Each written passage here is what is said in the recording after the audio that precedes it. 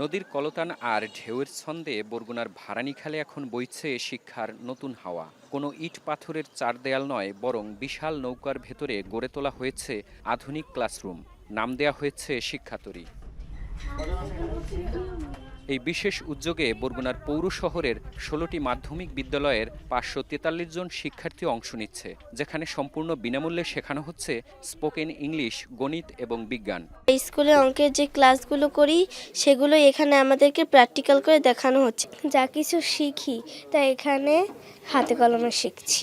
এখানে আমরা সব কিছুই প্র্যাকটিক্যালভাবে দেখতে পাচ্ছি এবং আমরা হাতে কলমে শিখতে পাচ্ছি। বরগুনার মতো উপকূলে যেখানে প্রকৃতির সাথে লড়াই করে বড় হতে হয়, সেখানে শিক্ষাতরীর এই উদ্ভাবনী পাঠদান এক নতুন আশার আলো হয়ে উঠবে বলে মনে করেন শিক্ষকরা।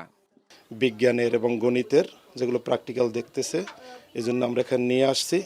এই আয়োজনটাকে আমরা সাধুবাদ জানাই। ভিন্ন আঙ্গিকে বিভিন্ন পরিবেশে এটা এদের মানসিক অবস্থাটাকে আরও বিকশিত করবে। অনেক আপনার এক্সপেরিমেন্টাল অনেক বিষয় রয়েছে, যেগুলো আমরা আসলে বইতে পড়াই, অনেকটাই দেখা যায় ওদেরকে দেখানো হয় না, যেটা এখানে আসলে ওরা প্র্যাকটিক্যালি দেখতে পেরেছে।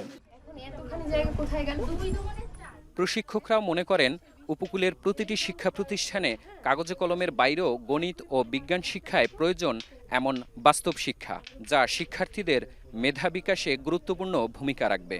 অনেক বাচ্চারা আছে যেগুলো বাসায় এগুলো পরে একবার ভুলে যায়, কিন্তু এগুলো দেখতেছে, তারা পাঁচজনের সাথে মিলতেছে, খুব আনন্দ সহকারে এই বিষয়গুলো তারা উপভোগ করে শিখতেছে। ওরা এই বিজ্ঞানের বিষয়গুলো প্র্যাকটিক্যালি বুঝতে পারে যে আসলে এখানে বিজ্ঞান ভয়ে কিছু নয়, এর মধ্যে যা আছে সবকিছু আমাদের বাস্তব জীবনে যা ঘটে থাকে এরকমের কিছু। আয়োজকরা জানান, বর্তমানে নির্দিষ্ট সংখ্যক শিক্ষার্থী নিয়ে যাত্রা শুরু করলেও পর্যায়ক্রমে বরগুনার সব শিক্ষার্থীর জন্য এই শিক্ষাতরীর দরজা খুলে দেওয়া হবে।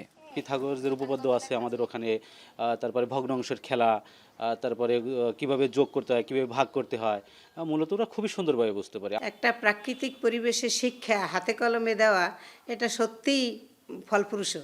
এটা বাচ্চাদের জন্য খুবই ভালো এবং তারা আনন্দের সহিত এটা গ্রহণ করতে পারে। শুধুমাত্র মুখস্থ বিদ্যা নয়, বরং প্রাকৃতিক পরিবেশে আনন্দের মাধ্যমে শিক্ষার এই নতুন মডেল উপকূলীয় শিক্ষার্থীদের দক্ষতা উন্নয়নে মাইলফলক হয়ে থাকবে, এমনটাই প্রত্যাশা স্থানীয়দের। সুজন আকন, এখন, বরগুনা।